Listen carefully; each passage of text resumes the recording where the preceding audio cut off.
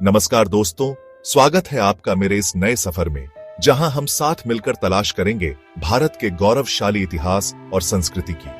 आज हम रुख कर रहे हैं मध्य प्रदेश के उमरिया जिले में स्थित एक प्राचीन और रहस्यमयी ग्रह बांधवगढ़ किले का। जी हां दोस्तों, यह किला सिर्फ पत्थरों का ढेर नहीं है, बल्कि एक ऐसी धरोहर है जो सदियों से अपने आंचल में अनगिनत कहानियां समेटे हुए है। यह किला, जो बांधवगढ़ राष्ट्रीय उद्यान के बीचों बीच 811 मीटर की ऊंचाई पर स्थित है, हमें वापस ले जाता है उस दौर में जहां राजा महाराजाओं का राज हुआ करता था। एक ऐसा दौर जहां प्रकृति का सानिध्य मानव जीवन का अभिन्न अंग था। तो आइए दोस्तों, आज हम इस वीडियो के माध्यम से बांधवगढ़ किले के अतीत के पन्नों को पलटते हैं और जानते हैं इसके वैभवशाली इतिहास, स्थापत्य कला और पौराणिक कथाओं के बारे में। दोस्तों, बांधवगढ़ किले का नाम आते ही सबसे पहले जो सवाल मन में उठता है वह है इसका नाम। कहते हैं कि इस किले का निर्माण भगवान राम ने अपने भाई लक्ष्मण के लिए करवाया था। लक्ष्मण जी इस किले में रहकर दंडक वन की रखवाली करते थे और इसीलिए इस किले को बंधवगढ़ कहा जाने लगा, जो बाद में बदलकर बांधवगढ़ हो गया।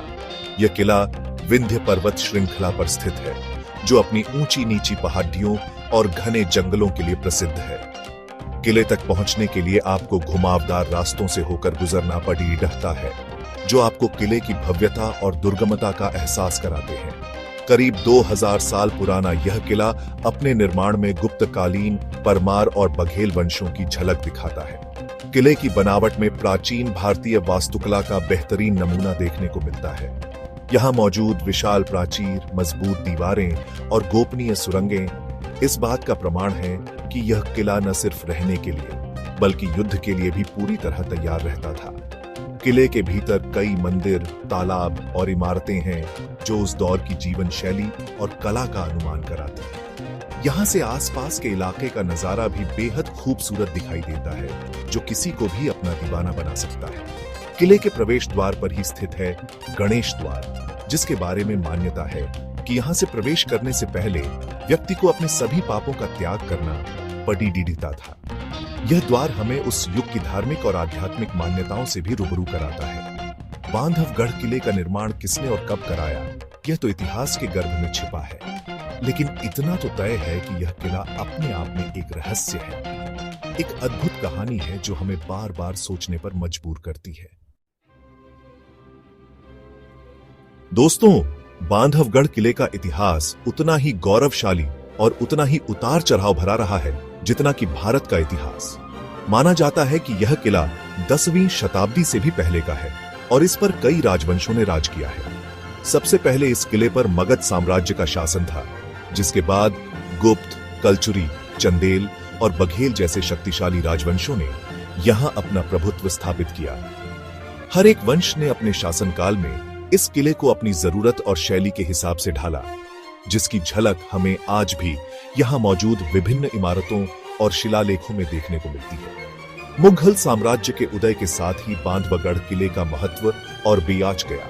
अकबर के समय में यह किला मुगल साम्राज्य का एक महत्वपूर्ण गरच बन गया था, लेकिन मुगल शासन भी यहाँ ज्यादा दिन नहीं टिक पाया और 18वीं शताब्दी में यह किला मराठों के कब्जे में चला गया।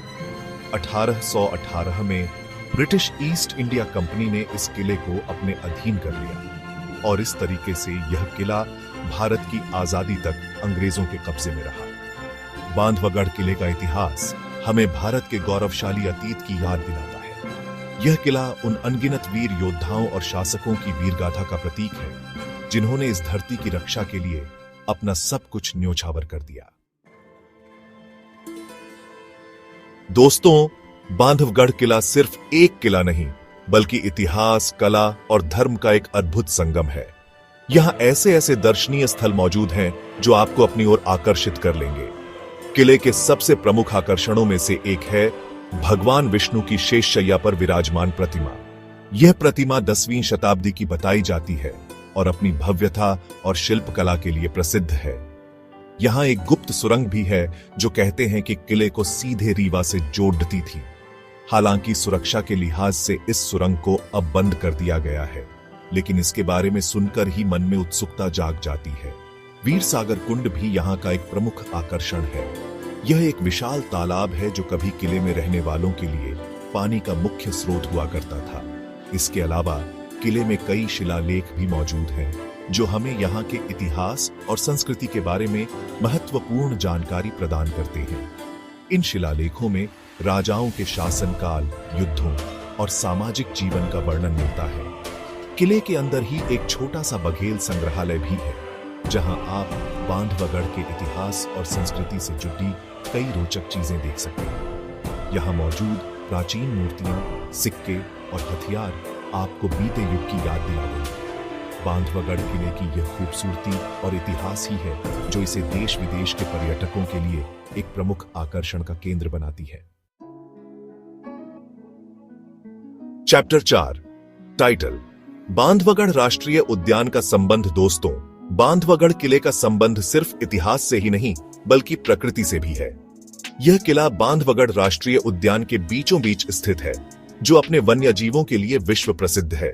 यह उद्यान लगभग 437 वर्ग किलोमीटर में फैला हुआ है और यहाँ वन्य जीवों की अनेक प्रजातियां पाई जाती हैं।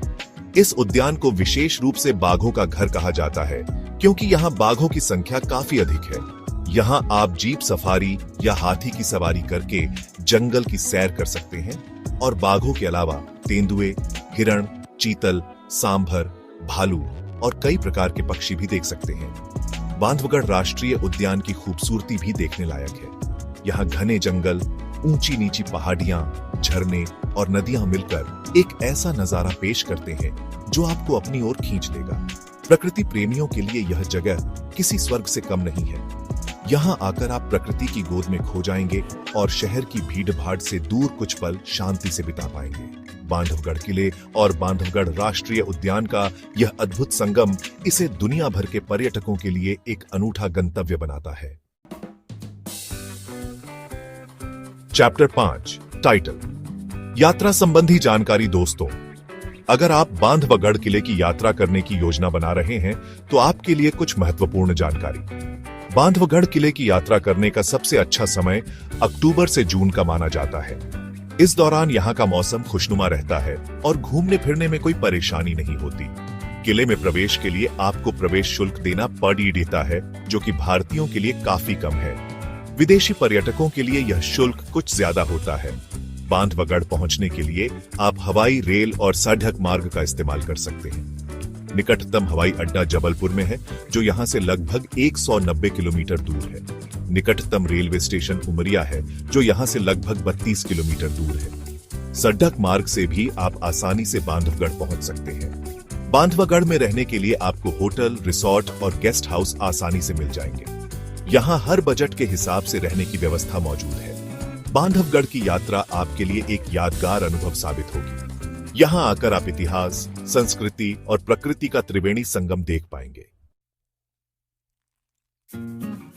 चैप्टर 6 टाइटल रहस्य और मिथक। दोस्तों, बांधवगढ़ किला सिर्फ इतिहास और वास्तुकला का ही प्रतीक नहीं है बल्कि यह रहस्य और मिथकों से भी भरा हुआ है। यहाँ ऐसी ऐसी कहानियां प्रचलित हैं जो सदियों से चली आ रही हैं और लोगों को हैरान करती रहती है। एक कहानी के अनुसार इस किले में अनगिनत खजाने छिपे हुए हैं जिन्हें आज तक कोई नहीं ढूंढ पाया है। कहा जाता है कि ये खजाने किले के नीचे बनी सुरंगों में छिपे हुए हैं। एक और मान्यता के अनुसार इस किले में एक गुप्त मंदिर भी है जहां मां लक्ष्मी की पूजा होती थी। लेकिन यह मंदिर कहां है, यह आज तक कोई नहीं जान पाया है। किले के आसपास रहने वाले लोगों का कहना है कि रात के समय यहाँ अजीबोगरीब आवाजें सुनाई देती हैं। कुछ लोगों का तो यहाँ तक मानना है कि उन्होंने यहाँ प्राचीन योद्धाओं की आत्माओं को घूमते देखा है। हालांकि इन कहानियों में कितनी सच्चाई है यह तो कोई नहीं जानता, लेकिन इन कहानियों ने ही बांधवगढ़ किले को और भी रहस्यमयी और रोमांचक बना दिया है। यह किला अपने आप में एक पहेली है जिसके रहस्यों को सुलझाने की कोशिश आज भी जारी है। शायद इसीलिए यह किला इतिहासकारों, पुरातत्वविदों और रहस्य प्रेमियों के लिए एक खास खिंचाव रखता है।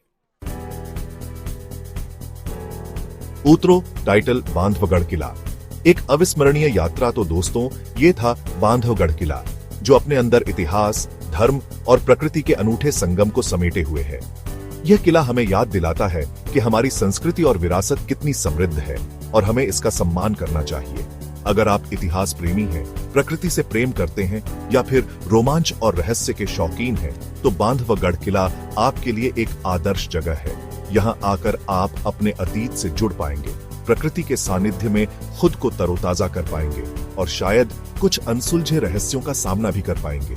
तो देर किस बात की, बनाइए अपनी अगली यात्रा की योजना बांधवगढ़ किले की और डूब जाइए इतिहास, रहस्य और प्रकृति के अद्भुत संसार में।